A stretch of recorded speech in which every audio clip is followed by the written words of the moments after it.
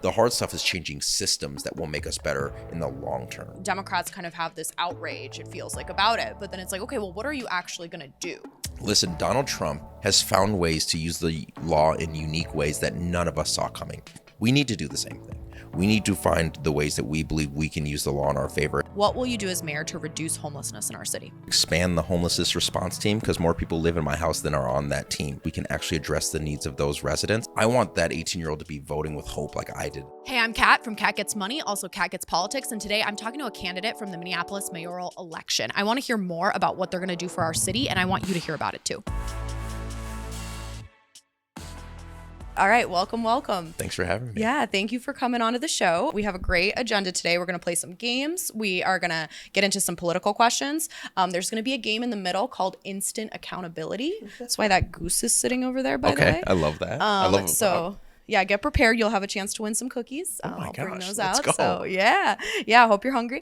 Then we'll get into more political questions. And at the end, you'll have about a minute to just share your pitch to Minneapolis voters to kind of end off the whole thing. That sounds perfect. So, amazing. All right, let's get into our first game.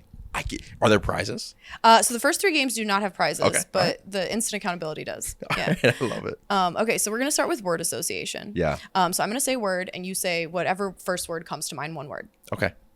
Scooter. Safety. Goose. Bird. Dinkytown. Drinks. Bike lane. Beautiful. Rent control. Difficult. Nice. Okay, this or that. I'm going to give you two options, and you got to pick one. I love these games. This is so great. Yeah. Concert at First Ave or a play at the Guthrie? Oh, concert at First Ave. Without a doubt. Yeah. Nice. Yeah. Target or Aldi? Target. Okay. Snow emergency or 1 hour parking limits? Snow emergency. Okay. Yeah. Okay. Uptown or North Loop? Uptown. Okay. Edina or Bloomington? Bloomington. Nice. Okay. Yeah. Okay. Let's right. unpack that later. But We can unpack that later. Or maybe let's unpack that now. What do you want to unpack there? I grew up in Richfield.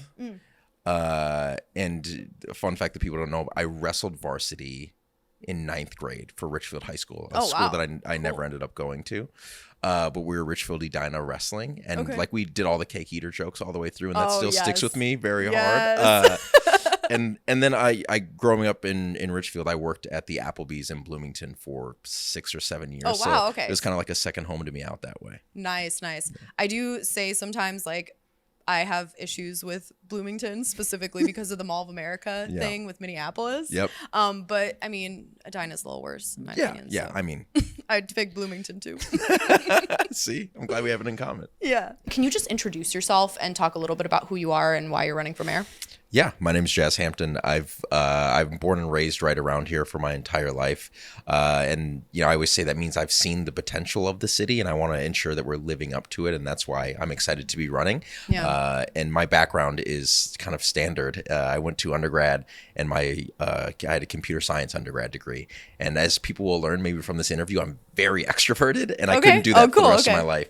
So I went straight to law school. My first day of law school, I was still 21 years old. Wow. I started as a public defender while still in law school, because you can do that work then. Cool. Then I did corporate law for several years, and then 5 years ago, after the tragic murder of George Floyd, I started the social justice-based tech company that I still run to this day. I came straight over from the office just now. Very cool. Yeah, and I'm a husband, a father of 3 Minneapolis public school kids, and I just care deeply about this city and hope to be a part of the solution that so many of us are working towards. Yeah, absolutely. Yeah. Okay, let's go into some more political questions. Yeah. Just kind of getting to know you and your leadership style. So first off, I think a lot of people actually don't know what the mayor does. And also, I'm curious to hear what the mayor does in your words. How would you describe the job? So since we've moved to a strong mayor system in 2021, listen, you can call it the head coach, or you can call it the CEO, you can call it the team captain, whatever it is. You are the ultimate decision maker but you're making those decisions in concert, in partnership with all of the city council members. Another way I always think of it is it's really similar to the way our federal government works. Like you have an executive, the president, and then you have a legislative body, which is Congress, that, drafts the policies and the laws, and then ultimately it's approved by the president. I view it in the same way.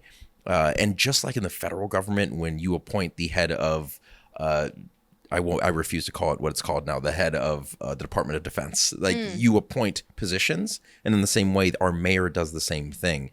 And then you ultimately, and this is incredibly important in this conversation, you hold that person accountable for the work that they're doing. Yeah. That's why people say executive. It's like if you're a CEO, you hire the CMO and the head of sales, and it's your job to make sure that you are holding them accountable to their work. Yeah, absolutely.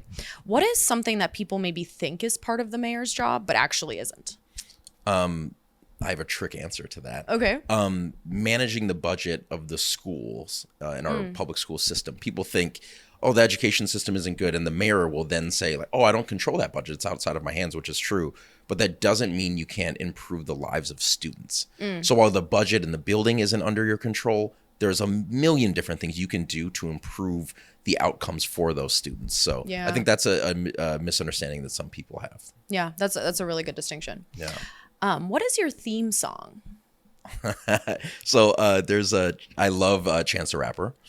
And he has a song called Angel off of his 2016 album Coloring Book. Ooh, okay. And I love that in the beginning of it, I don't know how this happened or I thought of it. He talks about the mayor of Chicago at the time, and he talks about how he's going to be the new leader. He's going to clean up the streets so his daughter has a place to play. His daughter was born at like the same time as my oldest, our daughter. So that's my theme song. Yeah. That makes sense. Got my city doing front flips. Yeah. Hey. Absolutely. Yeah. All right. So why did you choose specifically to run for mayor and not for, state senate or a federal position or just like any other political position? Why mayor? Yeah, I've been asked that on both ends. I've been asked, why didn't you run for a congressional seat? Or why didn't you run for a city council seat? Yeah. And listen, anything that I've done in life, and I've done a lot of different things in my professional career specifically, anytime I made one of those decisions, it was based on where I thought I could be of assistance where assistance was needed the most. Yeah. And so I didn't run for a city council seat because just holding that one seat isn't what the city needs to bring us together. The mayor's job, as I said earlier, is to be the unifying force that listens to all the city council members and pushes it forward. And that's where my experience and background has existed before and where I think I can do the most help for the city. And as far as, a congressional or federal position, I didn't get into this to become a politician. I got into it to inject my ability to help wherever it's necessary. And I don't think we have as many needs in those positions right now as we do in the city of Minneapolis around leadership. It's not like I would move to Bloomington to run for a political spot there. It doesn't make sense to me. I live in Minneapolis. I'm raising my kids here. I love this city. And I just saw a need in this position right now. If I do this for 4 years or 8 years and I go back and start another company rooted in social justice, that's amazing. That's what I would love to do. This is just where I believe I can be the most help right now. Yeah, totally. Tell me a little bit about your company, actually. I'm so curious about that. And I work in the private sector, and I've worked for a lot of startups, so I have some experience on how that goes. Yeah. So I'm so curious, like what stage your company is at, how you're feeling about it, that whole piece of it. Maybe I'd love to hear your thoughts on this too, but last week was our 5-year anniversary of starting. Congrats. When I quit my corporate job to start this. Thank you. Yeah. And at the 5-year mark, I don't know if we call ourselves a startup anymore or what the case may be, but we are an app that connects drivers to an attorney on a video call instantly when they've been pulled over to de-escalate the interaction, to protect their rights, and to ensure everyone gets home safely. Yeah. We were born after the tragedy of George Floyd, and what we wanted was to have those interactions never go that way again. We now serve over 200,000 people across the country. Wow. It's used several times a day in all different states across the country. It's an employee benefit at Fortune 10 companies. Wow. And it also is an employee benefit at Habitat for Humanity or hospital systems here in Minneapolis as well. Oh, wow. So you have like a B2B angle as well for... And that's what allows us to do the social good that we do on the other end, which is 20,000 of our users that have the platform have never and will never pay a penny for the services. Wow. We refuse if you are under a certain income threshold, because we don't want anyone to choose between like buying a gallon of milk for their child or paying for TurnSignal for them on the other end. So that's the other part. We can offer it at no cost to those individuals. And, you know, it's taken 5 years to build. It's been incredibly successful. And we're planning on expanding it to more needs other than just being pulled over. Ooh, I can't say exactly what, but I'm sure you can infer who needs the most legal assistance right now in our country. And so we're expanding into that area as well. And that'll be around Q4 of this year. So, wow. So you're busy. Super. And I'm working my day job full time right now. People I don't think ever know that when you're running for a political position, you are either independently wealthy or you're working a full-time job. Yep. And so you have to be doing both at the same time. And I wouldn't be able to do that without my co-founder, who is absolutely incredible, or my wife, who, you know, is working full-time and also making money for our household, but then also helping shout with out to our her. Big shout out to Courtney, but also helping, you know, collectively trying to raise our 3 kids with the support of our family as well. Yeah, so. That's amazing. Tell me about a hard lesson that you've learned recently. What was that lesson? And just take me there. One of the hardest lessons I've learned was through some of the management of our organization. And sometimes when you are in a startup or you're running any business, frankly, you have to make financial decisions that are incredibly difficult. Yeah. Do we keep this person or do we not? One of the ones that I think was really difficult recently was we had an employee who was on a work visa. She isn't from the United States. And when she came to us, she said, hey, I entered the lottery forever ago. It's impossible to be selected in the lottery. And she was. And we were not in the best financial situation at the time. And we had to decide, are we going to pay like the 7 or 10 grand in one lump sum to bring this individual back into our organization so she can move back to America and live out the dream that she had had for so many years? Or do we say, no, sorry, we can't do it. Congratulations on being selected in the lottery, but we are financially unable to do it. Wow. And there's a lot of decisions day in and day out that you make in a business like that. But you also have to weigh just the human aspect of it at the same time. Yeah. And you can't always deliver on like what feels good. But when you can, you know, hopefully it works out for the best. Yeah, 100%. And we did bring her back, and now she's doing an incredible job. Oh, amazing. And she gets to live in the United States and is absolutely thriving. That's great. That's good to hear. All right, let's get into our game where you have a chance to win big or lose big. We're gonna set up a little bit. My team is gonna have a bit of a setup, and so we're gonna take a bit of a pause, and then I'll explain the rules. Awesome. How have you been enjoying the TikTok? When did you start doing TikTok? So like TikTok, I had 10,000 followers prior to ever running. Oh, nice. Because of TurnSignal stuff. Oh, so you were already doing it for your business. I was the worst kind of, like, I gained several thousand followers in a very short time period, and I probably didn't post for 8 months. I just wasn't active. Yeah. And then when I started running, I was like, I should leverage this more than I do. Yeah. So I just started posting more, and honestly, I love it, and the way that you connect with people. Yeah. All right. So the way that this game is going to work is that I'm going to ask you 5 questions, and you're going to have 30 seconds to answer each question. We'll go one at a time. What I'm looking for in your answers is if you've given a specific solution. I don't have to agree with the solution, but are you actually answering my question and providing a specific policy that could help? Yeah. As you can imagine, some politicians speak in very flowery language. Pontificate. Yes. And so this game is designed to try to get around that. Now, if you answer well, then for each question, you get yourself a cookie. Oh my goodness, let's go. And they're fresh baked. I just picked them up. If you answer all 5, then you get the whole box. Yeah. I love cookies so much. So this is like the best kind of prize. I'm ready. Okay. I'm locked in. Now, your punishment, if you do poorly, is you're going to, for each question that you do poorly on, have to hold one of those items for the next 5 to 10 minutes of the interview. So that goose is calling your name over there. Oh my gosh, I love this. I might go 4 for 5 just so I can hold the goose. Let's see. Let's see what happens. Let's go. All right. I mean, you can throw questions if you'd like, but it gets harder to hold all the items. Yeah. So. Oh, I didn't think about that. I'm going to answer these questions. I'm locked in. Okay. First question. Major issue on all voters, I think, in Minneapolis's mind is homelessness. Mm-hmm. What will you do as mayor to reduce homelessness in our city? I want to expand the homelessness response team because more people live in my house than are on that team. With increased numbers, I just sat in at the 911 call center last night. We can actually direct route calls from the 911 center into the homelessness response team. If we have more people answering those calls, we can actually address the needs of those residents. And then from there, partner with nonprofit organizations that can do the immediate housing first solutions that we need for our residents. And once they're in that housing, address the underlying needs that they have as well. Specific, you got your cookie. Oof, let's you go. got one.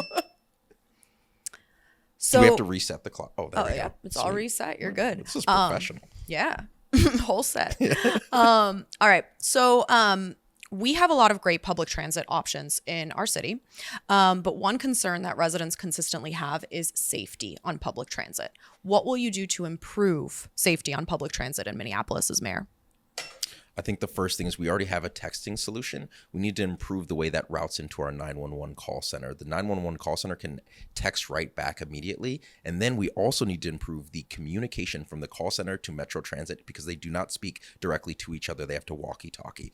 In that instance, I also want more gun carrying individuals to be present at Metro Transit stops and on our transportation to de-escalate those interactions before you even have to reach out to anybody else. Great. You got your second cookie. Yes. Amazing. All right.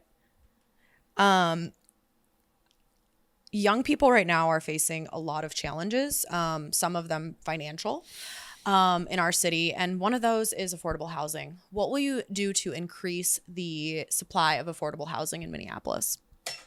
The first thing we need to do is to cut down the permitting and construction inspection timing. Builders are not coming here because they know it takes too long, and the longer it takes, the less cost efficient their project is. That is for nonprofit and for-profit organizations. The next thing we have to do is partner with deeply affordable builders, like I won't name any, but we need to partner with some of them so we can ensure that we're incentivizing them to build in our city rather than projects outside of our city walls. Nice. 3 cookies. I'm going to eat them all. You're doing well. Okay. What will you do to increase revenue for the city of Minneapolis? To the same extent, we need to incentivize small businesses to stay and grow within Minneapolis, and that is going to be one of our keys. So if there are big parcels like there are on Lindell Avenue in Uptown, we need to parcel those down so someone who wants to open a restaurant that only has 10 tables can be successful and take their first leap of faith into business. The next thing we have to do is ensuring that we're spending the dollars well when they come in, watching how we're spending them and saying if it isn't working and we aren't being successful, let's allocate those dollars to a place that we have proven to have success already in. So that's a very specific answer, but incentives and how it's spent doesn't necessarily immediately increase revenue. So I'm going to have to give you the goose. That's fair. Let's go. What a, oh my God, my son's going to see this and be like, can I keep this, Dad? Oh, I can send you the link if you want to buy your own. Also, this is very football Kare. Yes. You see how I very naturally was like, all right, don't fumble, Jazz, don't fumble. I'm in the zone. Yes. Oh my gosh. And also, so I'm asking the candidates to name the goose.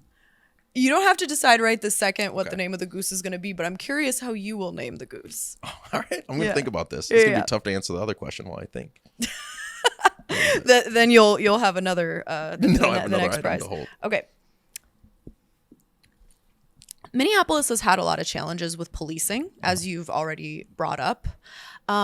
What will you do to improve the relationship between police and residents in Minneapolis as mayor? Go. During officers' time that is not on the clock while they're not specifically on duty, we are going to have more soft uniform opportunities where they are going into community spaces and getting to know the community members. I would also like to incentivize officers that are willing to move into the city to be in the city for a short period of time. If you get paid a few extra bucks to live here for a short amount of time, I think that will help improve the relationship as well. The next and final thing is in expediting the process in which we hold officers accountable when things go wrong. It should not take over a year, and we have to do it faster. Awesome. All right, I'll give you that one. Yes. You got 4 cookies. Yes. Is that 4 for 5? Yeah, 4. Well, yeah, 4 for 5. Okay, and can I say what I'm going to name the? Yeah, please. What are you naming the goose? The goose is named Cash. Ooh. Which is what our dog's name is. And so I named him after our dog. But when people ask that, they always say like Johnny Cash. And my answer is no, like Cash Money Records. Yes, I was actually about to say that. I was going to be like Cash Money. Yes. Representing for the 99 and the 2000. So yes, this is Cash. Absolutely. Yes. Okay. We're going to continue with the questions, and you're going to have to hold that goose for a little longer. So Sounds good. I'm ready. Yeah. Give it some love. So, major issue right now for all voters across the country is Trump, and him being in federal office and kind of having a trifecta with Republicans in Congress and the Supreme Court. He's pushing on cities. As mayor, how would you work with Trump? How would you interact with Trump? Tell me a little about that. I don't need to work with Donald Trump on any of the things that he's trying to do. I need to work with our residents on the things we have to do here. So I would improve the relationship between our own local governments, county and state, and also the city attorney and the Attorney General Ellison. We need to be a unified force in the work that we're doing together because we're stronger when we do it together. So yes, we need to be filing lawsuits with our Attorney General. We also need to be practically thinking about how we're going to physically show up if escalations keep happening within cities and they come to ours as well. Listen, Donald Trump has found ways to use the law in unique ways that none of us saw coming. Frankly, we should have, but we didn't. Whether we're talking about the way that Roe v. Wade fell or we're talking about the way that he is sending troops into cities, we need to do the same thing. We need to find the ways that we believe we can use the law in our favor. It's weird that only Trump is the one where they say, yeah, he found a 1682 law to do X, Y, and Z. Yeah. We need to use the law in our advantage as well. Are there any things that maybe people don't know or realize that you, because of your background as an attorney and that legal side, know about with this? Yeah. So let me give you a very specific answer. Yeah. I don't know if we're going to talk about like gun safety later, but I'll jump to it a little bit. Yeah. I used to teach a law class at Mitchell Hamlin School of Law.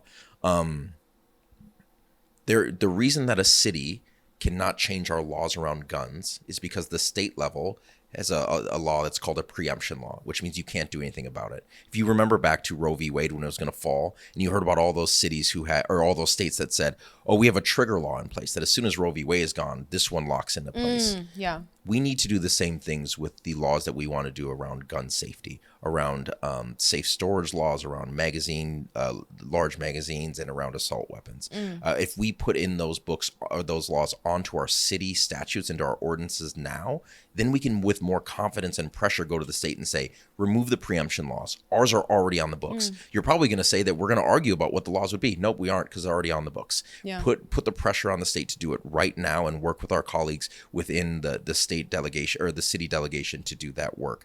That is an example of how you can affirmatively use the law in a way that other people don't typically think of. Yeah. And we need to do that right now. Yeah. And you bring up a really good point, and I think it's a broader frustration with Democrats as a whole. It feels like Republicans have been able to kind of like push the envelope and do all of these different things. Democrats kind of have this outrage, it feels like, about it. But then it's like, okay, well, what are you actually going to do? Like, you can be mad, but what are the things? And here's what I believe. It's kind of like you're playing basketball and the other team keeps fouling you, but the refs aren't calling it. Yeah, and we keep looking to the refs and like, are you going to call this? And they just kind of like keep the whistle and keep it pushing. Yeah. Then we have to start playing the game on the same level that the other team is playing the game, and then we'll all be on the same playing field. And we struggle to do that as Democrats. You're right, because we try to take the moral high ground a lot, and are rule based. And trust me, there's been times in my career where I've felt that way as well, or in my life, where I say to myself, like, no, I'm going to follow rules because this is exactly, or follow. I shouldn't even say rules. Follow the norms, because that's what we've consistently been doing, and that's what we expect. Yeah. But sometimes it feels like we have to step up and push back a little more than we currently do. Maybe be a little bit more innovative. Yeah, exactly. Yeah.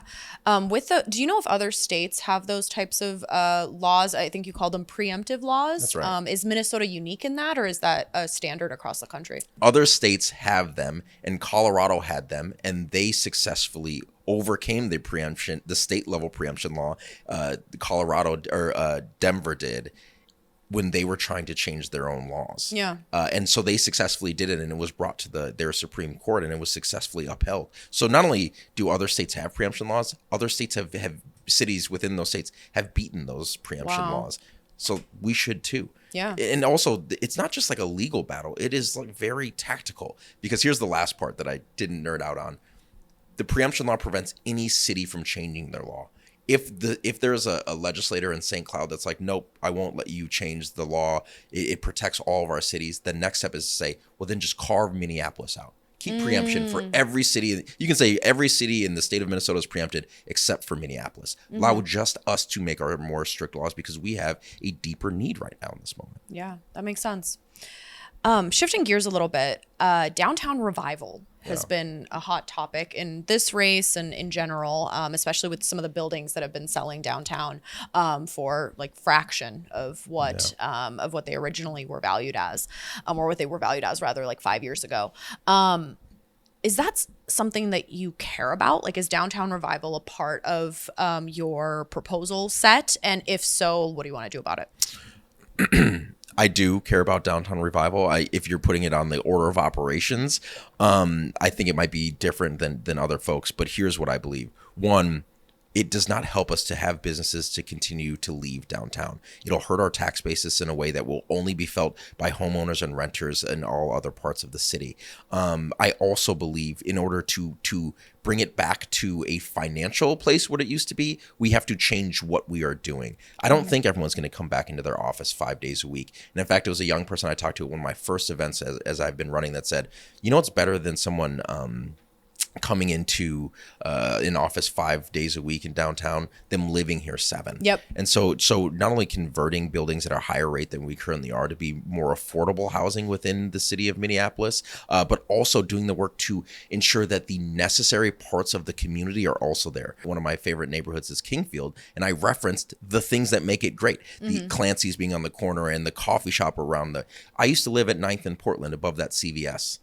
It was incredibly convenient. The CVS closed, and then the one coffee shop across the street closed. Now we had a newborn, and we didn't have a place to quickly walk to grab things, to grab a coffee. It was one of the things that made us leave downtown at that time. And so we have to not only push to convert some of these spaces into housing that is affordable, but also to ensure that the businesses that are around there can be part of the community that we're trying to build. That makes sense. Yeah. Let's take the goose. Are we sure? Done with the goose. And we'll keep going.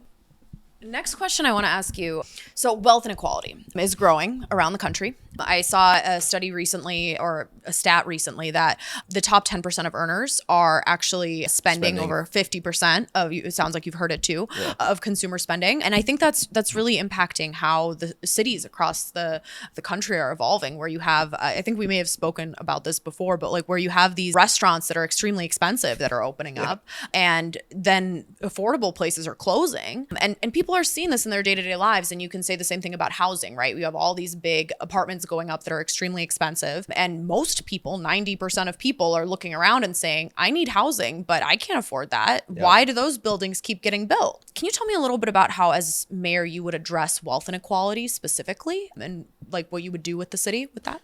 Yeah, I think one of the best ways to address wealth inequality is some of the small business growth we talk about. Small businesses employ a huge portion, if not more than half, of our residents. And so not only are they local, they're affordable. Yeah. At that coffee shop in Kingfield, everyone that works at that coffee shop lives within 1.5 miles of the coffee shop when I was there just the other day. That means that they might not have to purchase or have a car and spend money on that and insurance. It means they could walk or bike there. Growing those kind of opportunities is going to help with wealth inequality in the first place. The next thing is we have to ensure that people who are living in this city are not just moving here for the super expensive houses. We have to vary some of our zoning to ensure that if you live in Linden Hills, any of the multifamily units that go out there aren't $800,000 per door in a multifamily unit. Mixing in housing in that way will help improve these differences as well. And the 2040 plan is great, and we've been making great progress, but we have to make tweaks to make sure that we're doing things in the right way. I always say it's like Obamacare. Thank God it happened, but we have to keep updating it to make sure that we're covering some of the things that we didn't see coming, and changing some of those zoning practices will be important too. Got it. Switching gears, crime, big issue in our city and in cities across the country. I think one of the challenges that folks have with crime is, especially in like a more democratic city, is there's folks that are victims of crime and then, don't have the right response and aren't maybe helped in the way that they should be. But then there's also a need to balance, justice and not having our prisons be filled with people that maybe are there for nonviolent crimes. How do you balance that? Justice and safety. How do you balance those two concepts? Yeah, I think there's short-term needs and then long-term planning. So the short-term needs, too many car windows are being smashed in right now. We have to find the person or the people that are doing that, apprehend them, and hold them accountable. Hold them accountable doesn't mean throw them in jail for 10 years. It means have some kind of a punishment that will lead to a lack of recidivism, a lack of them going out and doing the thing again. That's the goal of catching people. Right. And to that point, some of the long-term planning we have to do is what Baltimore has done recently, extending rec hours for students that are trying to find a place to go after school, giving more opportunities of early job placement and job opportunities. So not only are you busy instead of running around doing things that maybe we shouldn't be doing, you're earning money and building a resume that can help you in your career down the road. Yeah. Including, improving the school system in and of itself so that people are getting a better education. According to MDE, if you're a Black student walking into a high school, there is a 60% chance you'll graduate in 4 years. That's way too low. And those numbers directly correlate with things that people decide to do outside of the school walls as well. We need to improve the way that we are supporting our youth in this city, and that will prevent a lot of these things from happening down the road.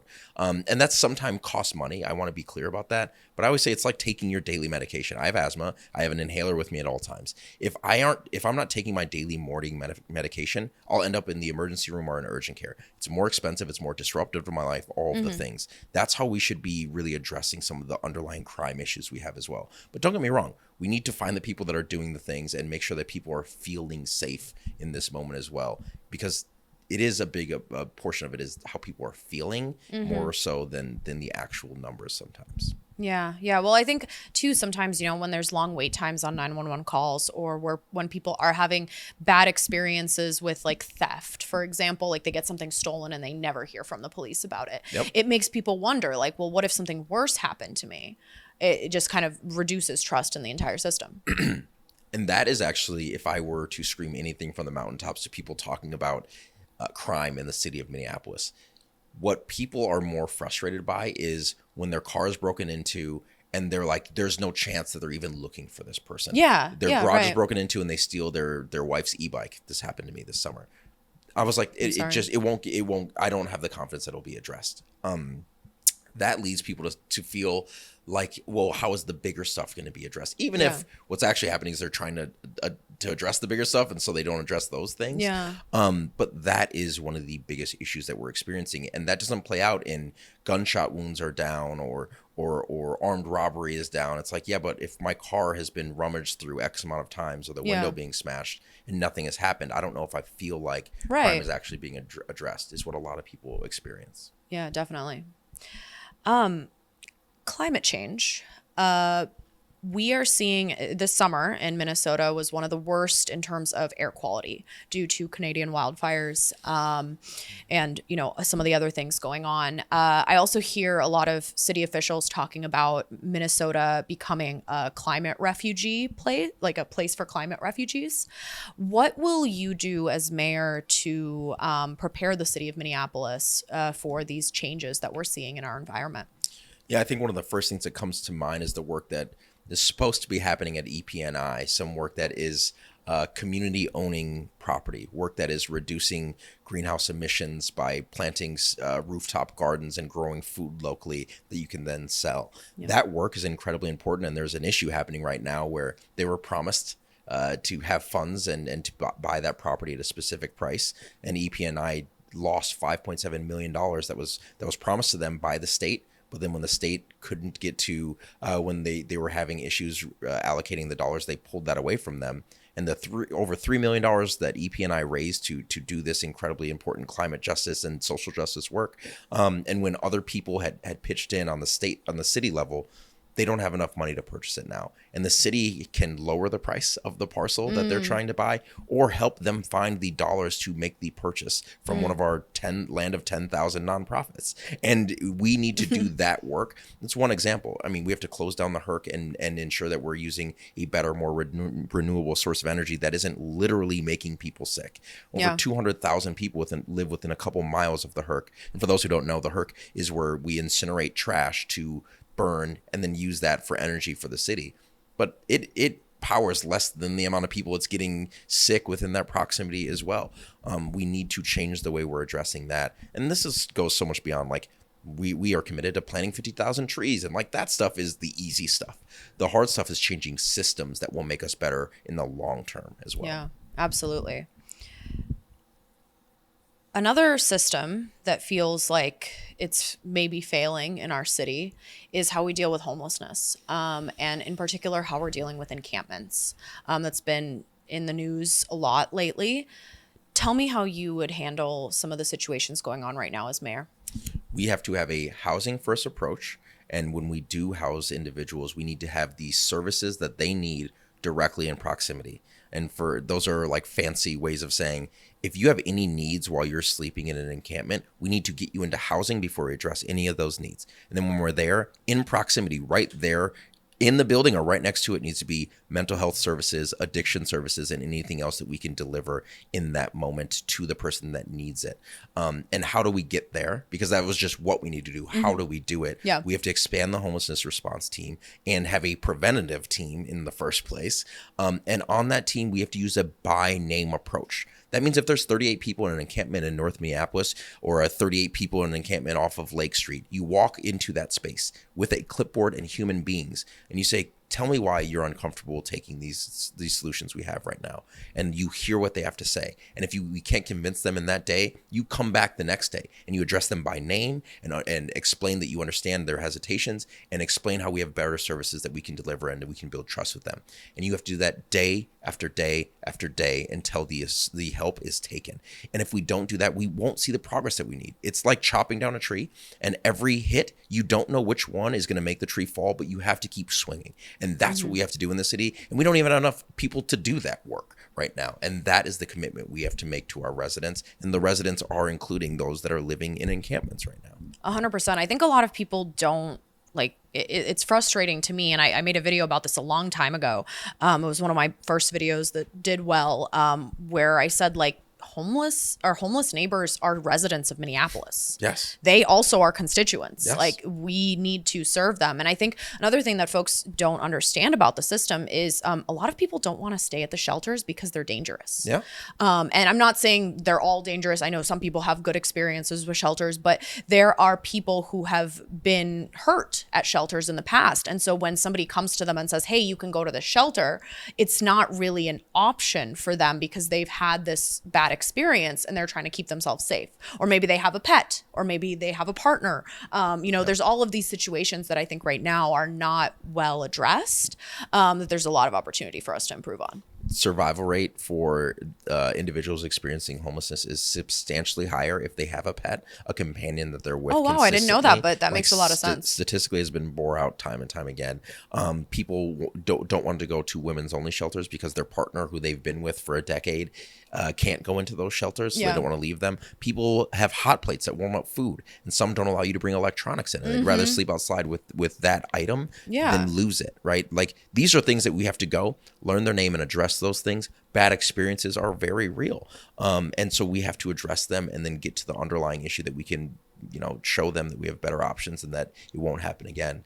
And that's the hard work. But like, the thought that we walk by someone that is in an encampment and don't see the human dignity in that person and say, we have to do something right now. That's one of our biggest misses right now. And frankly, I think that's what people struggle. I just had this conversation earlier today. That's why people struggle with, like, I believe the feeling that people have when they see an unhoused neighbor sleeping in front of a theater on Lindale Avenue, they don't feel unsafe, they feel uneasy. And I think that uneasy feeling they have is because they're like, I'm just going to walk into a meeting and talk about a partnership that I'm trying to form with this organization. And there's a person sleeping outside. And I didn't call 911 and I walked by them and I didn't call 911 because I'm not sure that they'll deliver the services or that we have the people.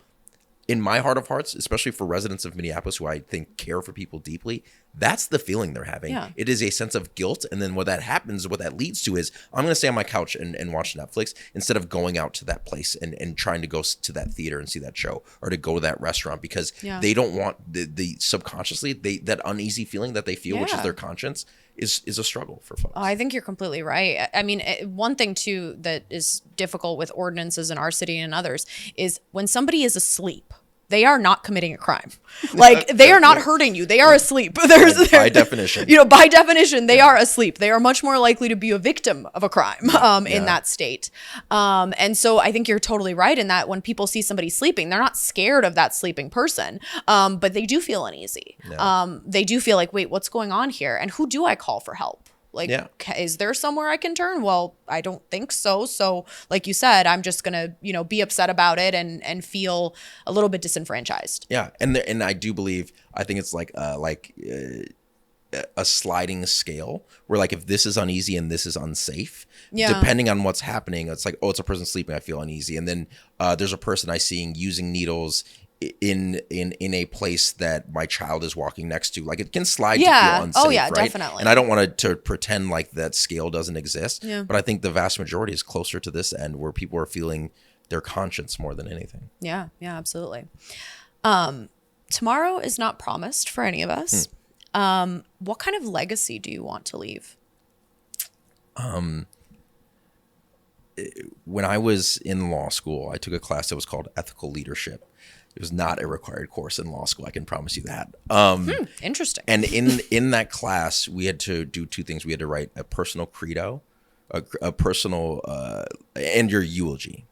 And we had to turn those in. And this question reminded me of that. That's wild. Sitting down and writing your own eulogy. That sounds like a very challenging but creative experience. And it was. And especially as you're about to embark on like a legal career. And I wrote, it was in September, October of my final year of law school. So I was 23 or 24 years old. And I wrote that I'm going to go and I'm going to work in corporate law to become the best kind of lawyer I can, to understand how I can use the law as a tool. And then I'm going to leave to help my community. At the time, I wrote my African-American community to thrive in a way that I can know that I can use my skills to benefit and to help.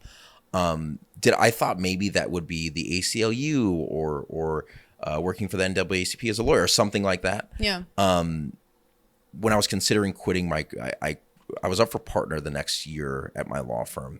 When I was considering quitting to start TurnSignal after George Floyd, I went to the garage and I found in my box, I found that letter and I reread it and I was like, this was the moment I was writing about. I think it came a little earlier in a different form. But that was the moment, and that is what I want my legacy to be. My wife is like, oh my God, I'm getting emotional. My wife is the best person in the world. And at one point I was like, I don't know, should I leave and like go to like work at US Bank or a big conglomerate to like make money so we can like provide a better life for our kids? And she was like, no, Jazz, you are meant to do more things for the world. She's like, I'll do this grind, at least for now. Yeah. Like, you're meant to do more things to help more people, and you should do that. And that's what I want my legacy to be. When my kids look back at their dad, I want them to be like, he worked at all times from a utilitarian perspective to try to make people's lives better. Yeah. And that's all I want. And guess what? They'll probably forget about me in 100 years anyways. So might as well forget about all of us. I mean, we're just on a floating rock. So. That's right. That's right. Yeah, absolutely. If there is a 18-year-old brand new voter watching this, and maybe they don't know that much about politics, but they're trying to learn, and they're seeing this, what do you want that person to know?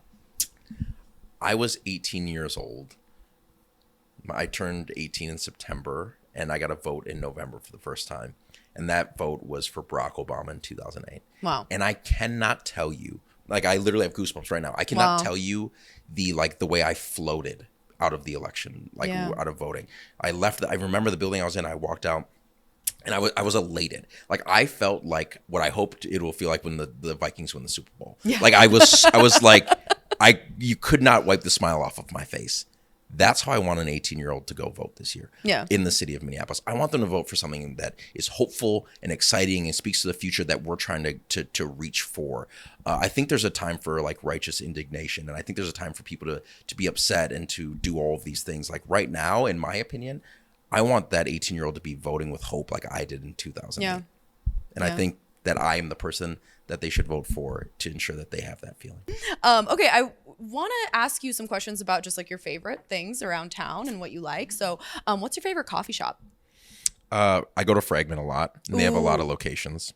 Yeah, Fragment is my go-to for sure. And one of the managers at one of the locations wears a Jazz for Mayor button. So, that earned a little extra support. Which one?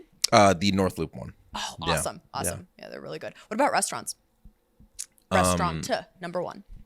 Number one restaurant, Picnic in Linden Hills. Picnic in wait, is that a restaurant, or are you saying go for a picnic in Linden Hills? Good question. It is a restaurant in Linden Hills. Oh, cool. Okay. And the story behind it is like incredible. They're first time restaurant owners. It's a tiny footprint, which made it accessible and realistic for them. Yeah. They have like a good rotating tap, but also I love the relationship between the owners and the staff. Yeah. And it makes a really great location to just pop by. It's tiny, and you can have a drink and one of their hot dogs and keep it pushing. Okay, I'm gonna have to try it. That's a resounding endorsement. Yeah. What's your favorite park? Our kids really, really love to go to the park that's attached to their school. Mm-hmm. Proximity wise, it's always nice too. So that's a park that's located right by the Kare. So, cool. Yeah. Okay. Very nice. Yeah. What is a hidden gem in the city that most people don't know about? I think I've because my office is in Northeast, I spend a lot of time over there, and I think a lot of people don't know about Centro, and I think more people need to go there. I think they know because of like arts festivals and things when they pass by, but people don't go there enough. I think it's a like semi-hidden gem in my book. Yeah, they have if you like what is it when you're like guessing things, quiz bowl or trivia. That's the word. They have trivia there. My sister went for her birthday. Yeah. I am not a trivia person. Like I do not do trivia, but she loves it. She's the opposite of me. She is like obsessed with trivia. And so I went and, got nothing right, but I used to do trivia at the Applebee's I worked at. Oh, okay. I was like the person reading it off. Oh, and wow. I did sometimes feel like at that location I was annoying people. So I like to be on the other side of it. Yeah. So you must be really good at trivia then. I don't think I am. I don't think I am. I knew all the facts from those quizzes, but that's about where my knowledge ends. They do change. Yeah. Okay, what's your favorite place to party in Minneapolis? Oh my gosh. I think most often if I'm going somewhere and I'm going to have drinks, I go to, if like I'm going to go out with my wife, we go to Grumpy's to start. Oh, okay, yeah. It's like a very good starting place. Yeah. And then we go from there, and usually I end at like either Vegas Lounge or 1029 for karaoke. Nice. For sure. Yeah. Pro tip, Grumpy's does a bunch of deals on like free apps, Upside and Built. Okay. If you have any of those and you can get them, they always have like a 5 to 10% cashback deal. So okay. Do I get to ask any questions during this? Yeah, you can ask. Yeah. What is your go-to karaoke song? Ooh. This is very important to me. Go-to karaoke song. Oh man. Okay, I don't know if this is my go-to, but I sang this one at Moose a few months ago, and it got the room going. So it's an old song. It's called "Just the Girl" by Click 5. Yeah. You know that one? Yeah, of course. Yeah, like she's cold and she's cruel, but she knows what she's doing. Yeah, so that I'm gonna say that one. What about you? So I am a firm believer in like karaoke is not for the singer, it's for the crowd. Yeah. And maybe in your personality has to do the song justice, kind of, I believe. Totally. So my favorite in that moment is to like surprise people a little bit. Natasha Bedingfield, Unwritten. Kills. Oh my It's by far gosh. the best karaoke song forever. I love that. And then that's transferred. My daughter and I sing that on the way to gymnastics every time we're in the car now. It's become like our little thing too. So I can't wait till she's old enough to like hit a karaoke bar with me. We can do Unwritten together. It'll be a vibe. Oh my gosh. I want to be there. I want to see that. Well, maybe that should be a campaign stop. Yeah. Make that a new stop. I Yes. Oh my God, I love that. That's a great idea. Okay, last one of favorites, controversial. Favorite neighborhood in Minneapolis? Oh, okay. I'm not gonna choose my own. I would say Kingfield, and that's new for me. My in-laws live 45 minutes away still, my wife's parents. And I keep saying over and over, I would love for them to move to Kingfield. It's such a beautiful neighborhood. The community feel is like what people think of when they think of Minneapolis. And just every corner, like the corner where Clancy's is, like 38th and Grand, that area, I don't know, it feels like the best kind of neighborhood community. Yeah. The new coffee shop, it used to be Royal Grounds, now I believe it's called Good Day. I love that area. Yeah, that's awesome. That's great. Well, with that, take us into your pitch. What's your 1-minute pitch to Minneapolis voters? Why should they vote for you? When people ask me what our biggest issues are, they talk about climate change, affordable housing, public safety, the tax burden. I hear all of the things, and those are the pillars. But the overarching thing that we need is leadership that can guide us through this moment. We need someone that can be the leader in the room that says, you might disagree with me, but we're both Democrats in the city that is trying to push the lives of our residents forward, and I'm going to work with you on that. And you represent a portion of the city that is different than that portion, and you and that city council member disagree. But we all agree that we have to push the city forward, and you represent their needs. So it's it's our job to get in a room and to work on these issues collectively and push it forward. That is the leader we need in this moment, and that is the leader I want to and will be for the city. And so if you want that leadership is what will help us address all of those pillars. And if you want that and you're hoping for that, please fully rank your ballot, but rank me number 1. Love that. Thank you very much. Yeah, I appreciate you. Thank you. This was awesome. For coming, yeah. Maybe I'll have one more beer before I go. Yeah, please. Yeah, go for it. Awesome. All right. Thank you.